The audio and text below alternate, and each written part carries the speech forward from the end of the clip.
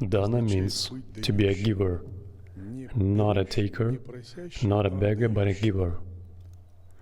When you are a giver, it means that you have happiness within you, the energy of good fortune, swasti, enough spiritual power to give, and your aura, spreading out, turns everything into pushti, blooming, growth, flourishing, abundance, prosperity. Why do you have this? It means you are the source of happiness, the generator of happiness, the deity of happiness, and within you is santosha, contentment. That is why you can be a giver. And to do yoga, you have to obtain such a mindset of giving, this mentality of giving, not of taking, not of asking, not of unsatisfied, but of giving. A giver's mentality is at least self-sufficient.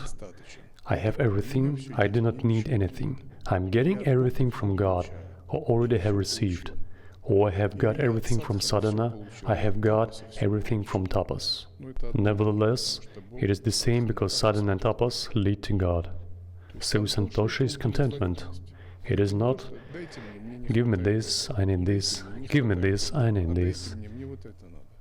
It is not santosha, it is asantosha. Santosha means, I have everything, I don't need anything. What comes naturally, I will accept. But I don't depend on it. That is santosha. And the principle of sannyasis life, and to a certain extent of a karma sannyasi too, not to ask of superfluous. The flip side of do not ask of superfluous means to satisfy with a little, but be satisfied at the expense of the light inside and the grace that opens up inside. And when santosha, contentment grows in us, grace grows, self-sufficiency grows, strength grows, and we become generous and robust enough to accept the position of giving. That is, giving is a luxury. Not everyone will afford to give, and a poor person cannot give. Alternatively, to give love, not everybody can afford it, because everybody requires love, which they don't have enough, and then they still have to give. It is necessary to have it in yourself and share it, non-hesitating. That is, by default, the one who gives is always rich in something, endowed with something. Giving knowledge means having wisdom inside us, as if built in previously. So this position is given not to anyone, because it implies that to give something you have to possess something. However, if you want to follow the path of liberation as a yogi, we have to get used to giving and being a giver. That is the meaning of dana.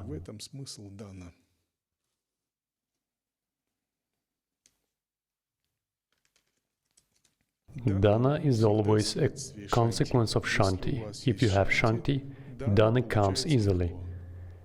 If you have santosha, contentment, dana comes easily. At least you can share the peace inside you. It is a small dana, of course, but is also essential for someone.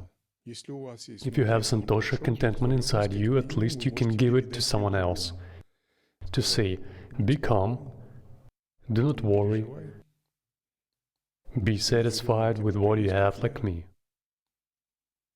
It is dana. When you can give a little of what you have to the other, you can only give what you already have inside. You cannot give what you don't have. It is impossible. A poor man cannot give riches. He can only imagine them or say he will someday give them. There are such people, such husbands say to their wives, someday we will live to the fullest, I will make much money, we will buy a car, an apartment, a cottage, an island, something else. However, it is imaginary, and tapas leads to discovering the divine source, like being satisfied with the divine source. Then we can have and give, little by little. If you give too much, so that you squander your spiritual potential, your spiritual power, your santosha can stagger, and your contentment can disappear. You feel, I have given so much, I have impoverished myself. That is how unexperienced sadhus sometimes preach and communicate. They get some experience, get overwhelmed with grace and think, I must share soon so that they too get happy. After some time they share and feel that their grace is gone already and walk gloomy, again need to practice, restore channels, calm the mind and purify. That means their santosha is over, their balance is over, and they have given up what they had and lost it. However, when you steadily reside in sahaja and interact correctly with this world, you never lose. Your contentment never stops. Dana is the mindset of giving, mindset of offering and sharing. It forms karma within us when our inner energy projects from inside to out as growth, bloom, blossom, abundance, limitless opportunities to manifest dharma, pushti, limitless dharma, wealth, boundless powers, respect, honor, recognition, stability, safety and security. Such a habit of dana means that our energy materializes without obstacles. It projects from inside to outside without obstacles. Vipassana puja is also a form of dana when we worship. Worship means that we reveal our energies sleeping deep inside us. And even if we don't understand the mechanism of puja with upacharas, it does not matter. It still works beyond our conscious understanding. For example, when we bring a deeper lamp, the fire element's energy, the visual consciousness, vibrating in the channels, opens up inside us and goes towards deity. When we make a pushpanjali, offering flowers, the energy associated with the element of space, also with smell, opens up within us and moves unhindered to divine source through the altar. In the same way, when we offer other upacharas associated with taste, smell and hearing, our energies open up and go to meet the deity and the God whom the deity personifies. When they are opened, the channels corresponding to the vision, the visual channel, when we offer the deeper light, or the channels leading to the ear, hearing, also begin to vibrate, purify and open. So our energy moves and opens freely, and our inner internal deities, sleeping in the subtle body and channels, also open freely. Dana is such a broad gesture. It can be expressed by such a power when the energy is freely opening, freely pouring out.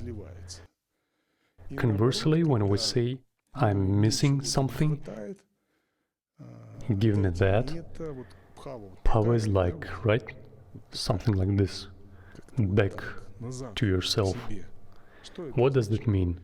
It means that the inner energies are compressed, packed up, going inside, into the unrevealed, and somewhere they stop in the maze of energy and subtle body. It means that energy cannot unfold. It is directed to the individual, maybe to the mind, to the ahamkara, and it is compressed.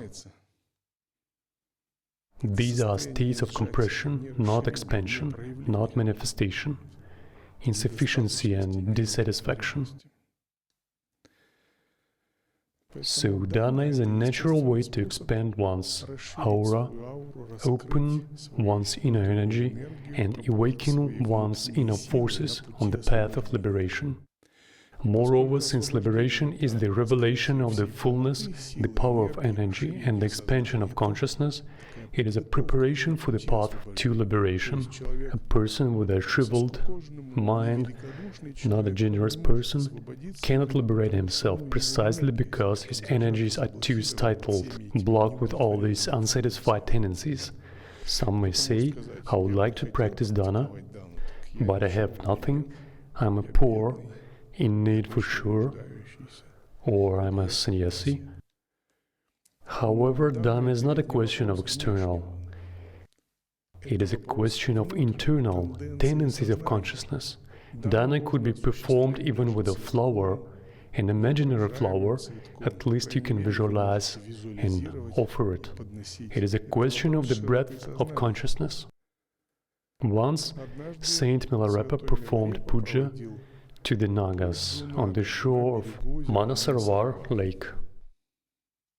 He had a humble bowl made from the skull, some small shells, a cup, some flowers, and a little flat bread.